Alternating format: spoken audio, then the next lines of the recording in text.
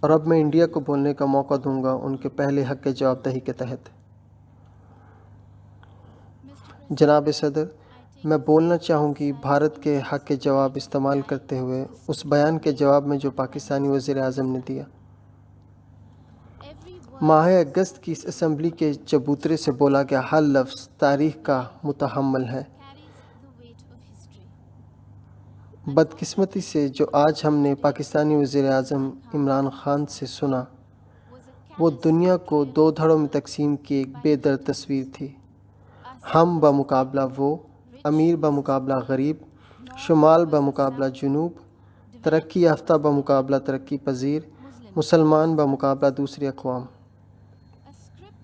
ایک ایسی تحریر جو اقوام متحدہ میں تقسیم پیش کرتی ہے، جو اختلافات کو بڑھانے کی کوشش ہے، نفرت کو پروان چڑھاتی ہے، یا سادہ الفاظ میں کہیں تو نفرت انگیز تقریر۔ شاید ہی جنرل اسمبلی نے ایسے موقع کا غلط استعمال بلکہ انتہائی غلط استعمال دیکھا ہو۔ سفارت میں الفاظ کا بہت کردار ہوتا ہے۔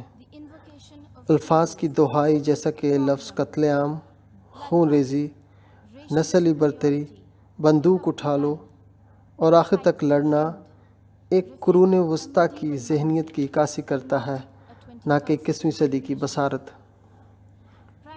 وزیر اعظم عمران خان کی ایٹمی تباہی کی دھمکی پرخطر حاکمیت ہے، نہ کہ اعلیٰ حاکمیت۔ حتیٰ کہ اس ملک کے سربراہ سے جس نے دہشت گردی کی صنعت کی تمام کڑیوں میں اجارہ دری قائم کی ہوئی ہے۔ وزیر اعظم خان کا دہشت گردی کا جواز ضد اور اشتعال انگیزی پر مشتمل تھا۔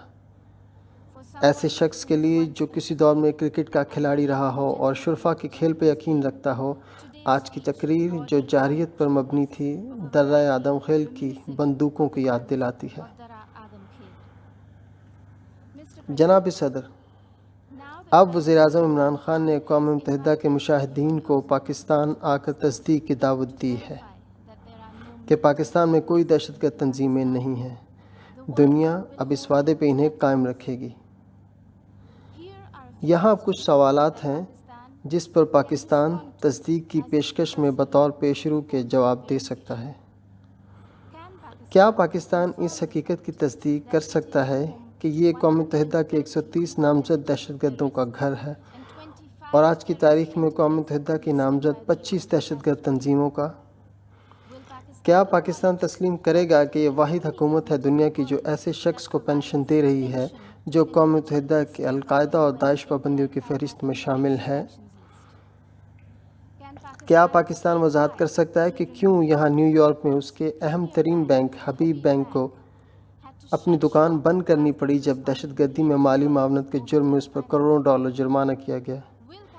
کیا پاکستان انکار کرے گا کہ اسے فائنینشل ایکشن ٹاسک فورس نے اپنی 27 میں سے 20 اہم ضوابط کی خلاف ورزی کرنے پر نوٹس دے رکھا ہے؟ اور آخر میں کیا وزیر اعظم صاحب انکار کریں گے نیو یارک شہر کو کہ وہ اسامہ بن لادن کے کھلم کھلا حمایتی رہے ہیں؟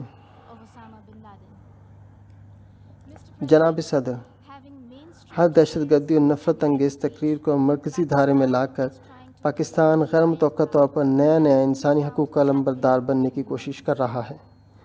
یہ وہ ملک ہے جس نے اپنی اقلیتی برادری کا سائز 1947 میں 23% سے آج 3% کر دیا ہے اور عیسائیوں، سکھوں، احمدیوں، ہندوؤں، شیعوں، پشتونوں، سندھیوں، بلوچیوں کو توہین رسالت، نظاماتی دباؤ، زیادتی اور زبردستی مذہب تبدیلی کا شکار بنایا ہے۔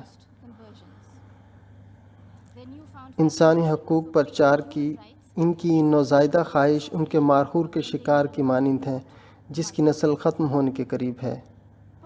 قتل عام۔ وزیر اعظم عمران خان نیازی صاحب، آج کی جدید جمہوریتوں کی روایت نہیں ہے۔ ہماری درخواست ہے کہ آپ اپنے نیم خواندہ تاریخ کے علم کو تازہ کریں۔ مت بھولیں پاکستان کا 1971 میں اپنے ہی لوگوں کا بھیانک قتل اور لیفٹیننٹ جنرل عامر عبداللہ خان نیازی کا کردار۔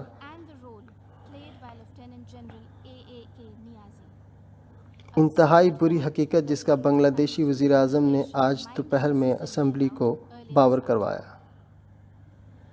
جناب صدر، پاکستان کا اس پرانی اور عارضی شک کو نکالے جانے پر ہولناک رد عمل، جو کہ بھارتی ریاست جموں و کشمیر کی ترقی اور ساتھ چلنے پر رکاوٹ تھی، اس حقیقت کو اشکار کرتی ہے کہ جو لوگ تنازعات کو بڑھاتے ہیں وہ کبھی امن کی کرن کو خوش آمدید نہیں کہتے۔ اب جب کہ پاکستان وہاں کھڑے ہو کر دہشت گردی کے خاتمے اور نفرت انگیز تقریر کرنے میں مصروف ہے، بھارت جموں کشمیر ترقی کو مرکزی دھارے میں لانے کی طرف گامزن ہے۔